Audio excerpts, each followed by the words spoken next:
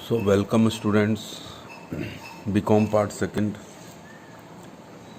मैं doctor Sanjay Bhalla, department of ABST, government college Bundi.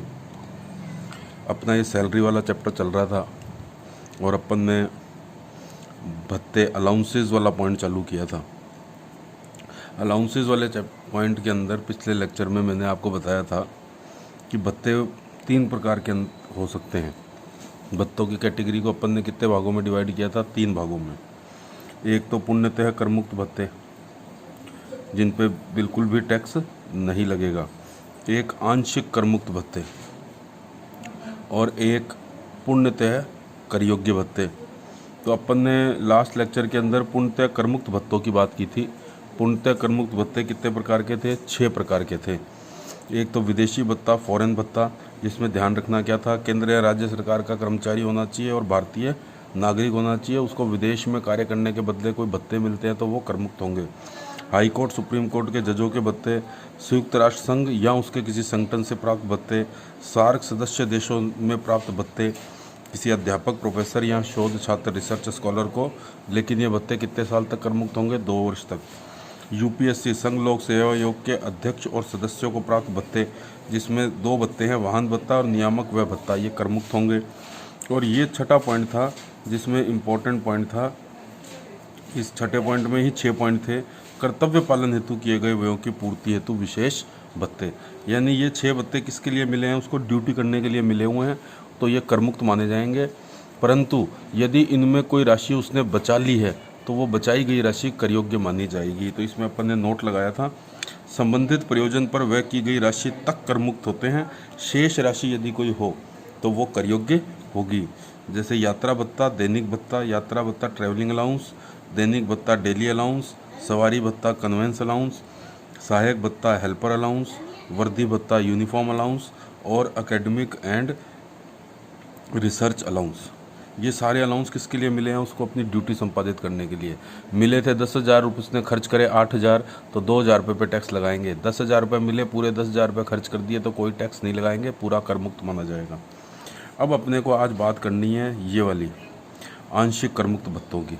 ये वाले भत्ते आपको 6 समझ में आ गए, ये वाले भत्ते आपको समझ में आ गए। तो इन दोनों के अलावा ये जो भत्ते सारे बचेंगे वो सारे के सारे क्या होंगे? करयोग्य। तो इन 2 को बहुत अच्छी तरीके से आपको समझना है। ये 6 भत्ते आपके समझ में आ गए थे। आज आंशिक करमुक्त भत्तों की बात करेंगे अपन। चलिए, तो आज अपन ये B कैटेगरी के भत्तों की बात करते हैं।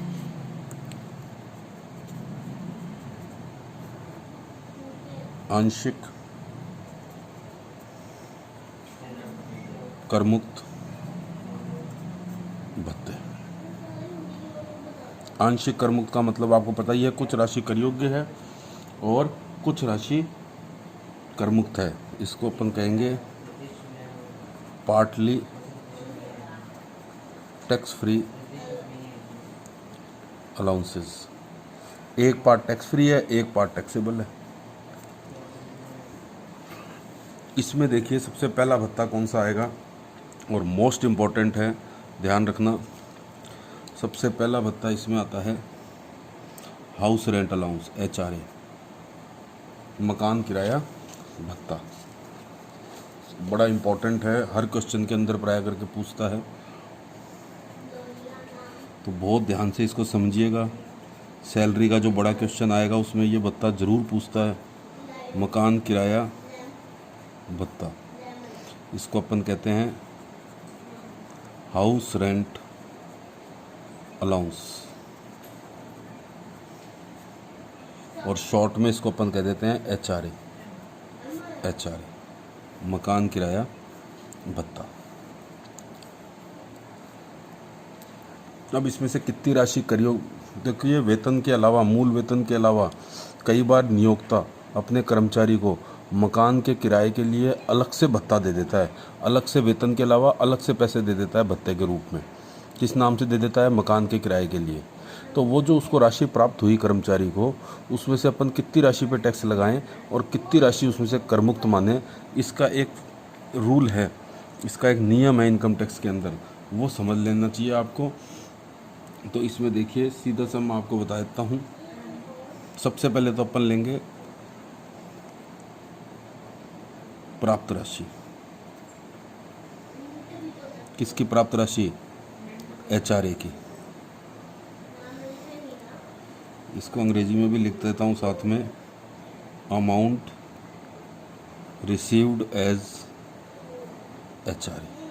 आप सबसे पहले तो ये पता लगाओ कि आपको रुपए मिले कितने हैं।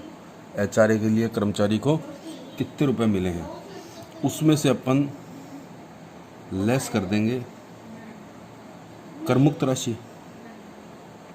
और करमुक्त राशि जो होगी वो निम्न में से सबसे कम राशि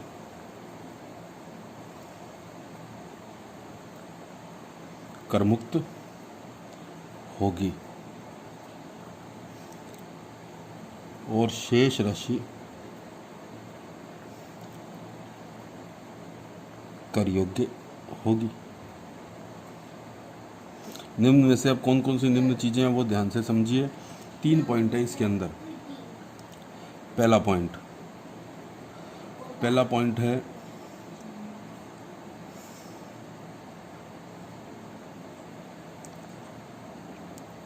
संबंधित अवधि में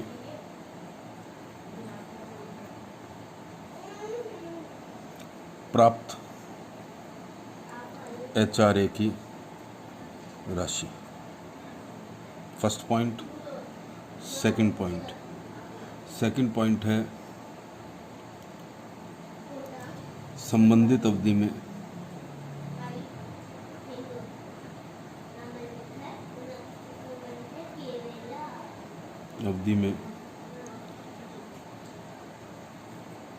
चुकाया गया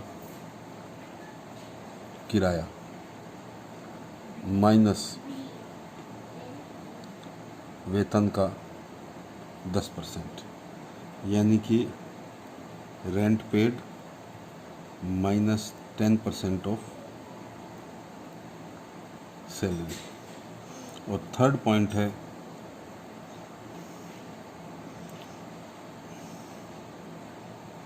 40% ऑफ सैलरी, 40% ऑफ सैलरी या 50% सैलरी। 40% सैलरी या 50% ऑफ सैलरी। तो 50% कब लेंगे, 40% कब लेंगे? यदि मकान दिल्ली, मुंबई, कलकत्ता, चेन्नई, इन 4 जगहों पर है तब तो लेंगे वेतन का 50%। अदर प्लेसेस पर है तो वेतन का 40% लेंगे। तो अब अपन को करना क्या है, देखो संबंधित अवधि, ये सारे सबके साथ में आएगा संबंधित अवधि का मतलब ये है कि आपको कितने महीने का HRA मिला। मान लो आपको 11 महीने का HRA मिला तो 11 महीने की HRA की प्राप्त राशि, 11 महीने की ये 3 चीज़ें लेंगे। फिर संबंधित अवधि में प्राप्त HRA की राशि यानी 11 महीने की HRA की राशि, संबंधित अवधि में चुकाया गया किराया यानी 11 महीने में आपने कितना रेंट पेड किया, माइनस 11 महीने की सैलरी का 10% और 11 महीने की सैलरी का 40%, 11 महीने की सैलरी का 50%। तो संबंधित अवधि का मतलब ये है कि कितने दिन का HRA आपको मिला है। मान लो आपको HRA मिला है 12 महीने तक, तो फिर ये सारी कैलकुलेशन 12 महीने की करेंगे। 10 महीने के लिए HRA मिला है तो सारी कैलकुलेशन 10 महीने के हिसाब से करेंगे। तो इन तीनों में से जो सबसे कम होगी,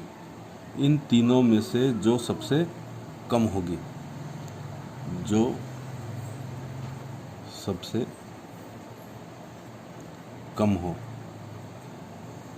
वो यहाँ पर इसमें से माइनस कर देंगे। तो ये जो 3 राशियाँ हैं, इन 3 में से जो सबसे कम होगी वो यहाँ पर इसमें से, ये प्राप्त राशि थी, HRA की प्राप्त राशि थी, इसमें से ये अपन ने कर मुक्त कर दी, जो सबसे कम आई वो ले ली अपन ने। ये जो बाकी राशि बचेगी वो बाकी की राशि जो बचेगी ये होगी कर योग्य HRA की राशि, यानी इस राशि पे अपन टैक्स लगाएंगे। तो ये HRA की प्राप्त राशि, और इन तीनों में से जो सबसे कम होगी वो हो जाएगी कर मुक्त, और बाकी जो बचेगी वो हो जाएगी कर योग्य। तो ये तो हो गई कर योग्य राशि, ये कर योग्य राशि आ गई आपके पास में, कर योग्य HRA की राशि।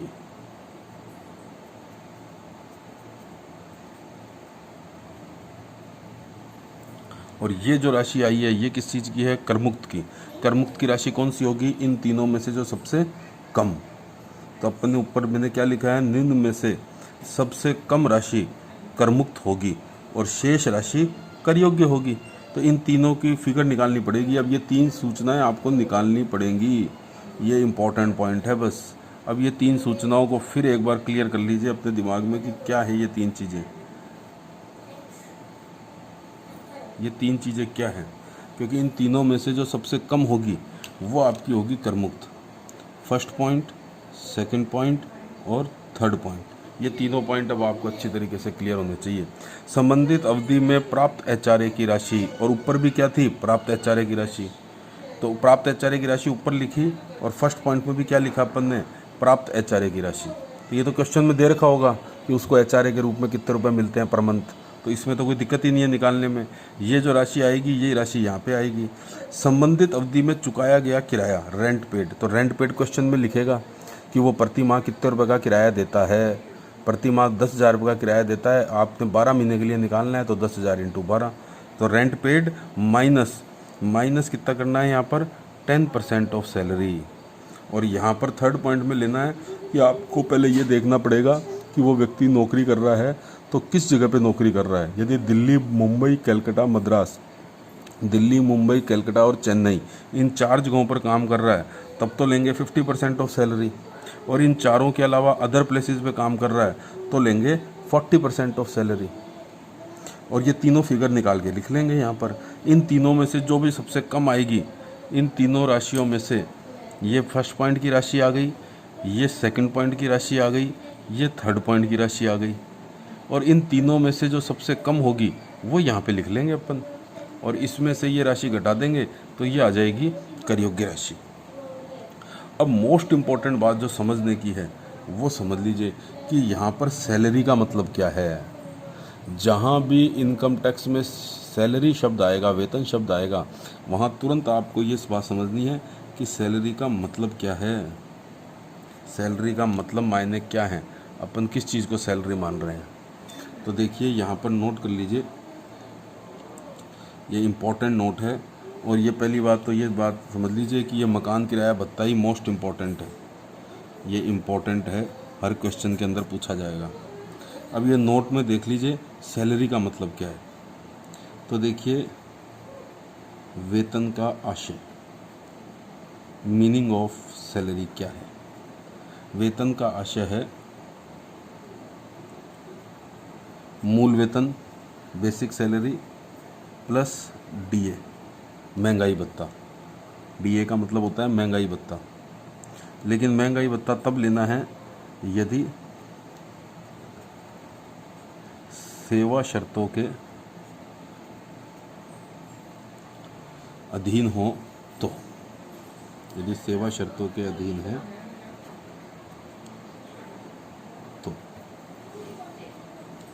तो क्वेश्चन में लिखा हुआ आएगा सेवा शर्तों के अधीन का मतलब क्या होता है। सेवा शर्तों का मतलब ये होता है कि जैसे उसका महंगाई भत्ता जो उसको मिलता है वो उसके सेवानिवृत्ति लाभों में या भविष्य निधि के अंदर अगर जोड़ा जाता है तो उसको अपन शामिल करेंगे वेतन में, अन्यथा नहीं करेंगे। क्वेश्चन में लिखा हुआ आएगा ये, और आप क्वेश्चन की लैंग्वेज पढ़ोगे तो आपको पता चल जाएगा। सरकारी कर्मचारी की स्थिति में महंगाई भत्ता हमेशा जोड़ना है क्योंकि वो सेवा शर्तों के अधीन होता है। ये बात आपको ध्यान रखनी है। प्लस एक चीज़ और जोड़ेंगे, वेतन में मूल वेतन लेंगे प्लस DA लेंगे प्लस कमीशन। लेकिन कमीशन के साथ भी एक शर्त है, और वो कमीशन के साथ शर्त है यदि ये कमीशन यदि सेल्स पे मिलता हो, सेल्स पर निश्चित प्रतिशत के रूप में मिलता हो, सेल्स पर निश्चित प्रतिशत के रूप में हो तो ये तभी जोड़ेंगे जब ये सेल्स के ऊपर मिलता हो और निश्चित प्रतिशत के रूप में मिलता हो तो, अदरवाइज इसको नहीं जोड़ेंगे। तो ये बात ध्यान रखना। अब यहाँ फिर क्लियर कर लो, वेतन का मतलब क्या हो गया। वेतन का मतलब हो गया बेसिक सैलरी, मूल वेतन। मूल वेतन जो अपन वेतनमान में से निकालते हैं, मूल वेतन प्लस डीए। डीए को कब जोड़ोगे, यदि सेवा शर्तों के अधीन है तो, प्लस कमीशन। कमीशन को कब जोड़ोगे, यदि बिक्री पर एक निश्चित प्रतिशत के रूप में मिलता है तो। अगर उसको फिक्स कमीशन मिल गया कि हर साल 50,000 रुपये कमीशन देंगे तो फिर वो नहीं जोड़ेंगे। कमीशन तब देंगे जब बिक्री पर मिलता हो और निश्चित प्रतिशत के रूप में मिलता हो तो एक पॉइंट तो ये ध्यान रखना है आपको। दूसरा पॉइंट आपको ये ध्यान रखना है, यदि कर्मचारी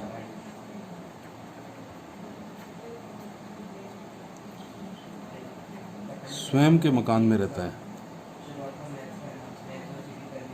यदि कर्मचारी स्वयं के मकान में रहता है तो यह छूट प्राप्त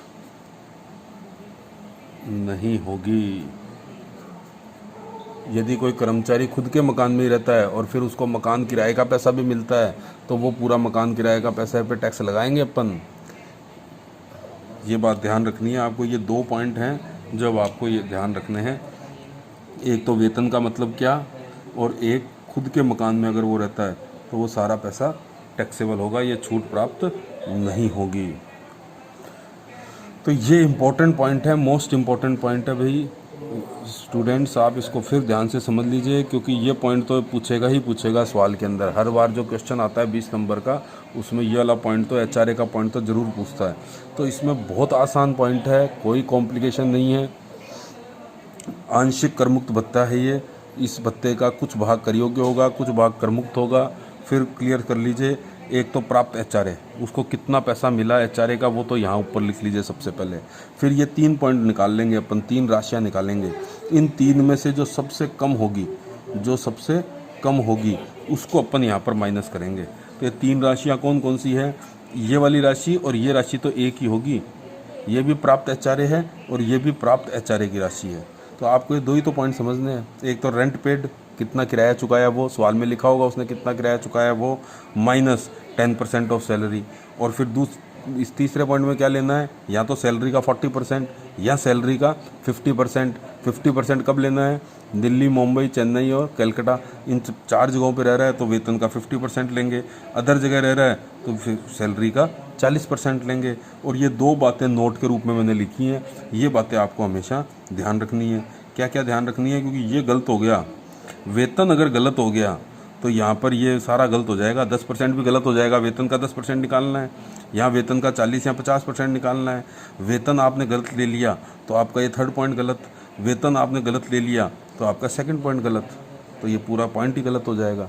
तो वेतन का मतलब क्या है, तो वेतन के अंदर एक तो क्या लेना है, वेतन में एक तो लेना है आपको मूल वेतन, एक लेना है डीए। डीए का मतलब क्या होता है, महंगाई भत्ता। डीए का मतलब क्या है, महंगाई भत्ता, डियरनेस अलाउंस। और डियरनेस अलाउंस को कब लेना है महंगाई भत्ते को, यदि सेवा शर्तों के अधीन है तो। और प्लस एक क्या चीज़ लेनी है, कमीशन। कमीशन कब लेना है, जब विक्रय पर निश्चित प्रतिशत के रूप में हो तो। और यदि कर्मचारी स्वयं के मकान में ही रहता है तो फिर ये पूरी राशि, ये छूट ही प्राप्त नहीं होगी। पूरी राशि क्या होगी, कर योग्य। तो प्राप्त एचआरए की राशि में से इन तीनों में से जो सबसे कम आएगी, न्यूनतम आएगी, ये यहाँ लिखा है अपन ने, जो सबसे कम हो वो अपन इसमें से कर देंगे माइनस। ये जो बाकी बचेगी वो आ जाएगी कर योग्य एचआरए की राशि। ये जो राशि आएगी इस पे अपन टैक्स लगाएंगे, ये कर योग्य एचआरए की राशि आ जाएगी, ये आ जाएगी कर योग्य एचआरए की राशि। अब इसकी आपको प्रैक्टिस करने के लिए मैं आपको कुछ असाइनमेंट देता हूँ, कुछ इलिस्ट्रेशंस देता हूँ, कुछ क्वेश्चंस देता हूँ मैं आपको। उन क्वेश्चंस को करके आप निकाल के बताइएगा कि उसमें कर योग्य कितनी है एचआरए की राशि और करमुक्त एचआरए की राशि कितनी है। Thank you very much.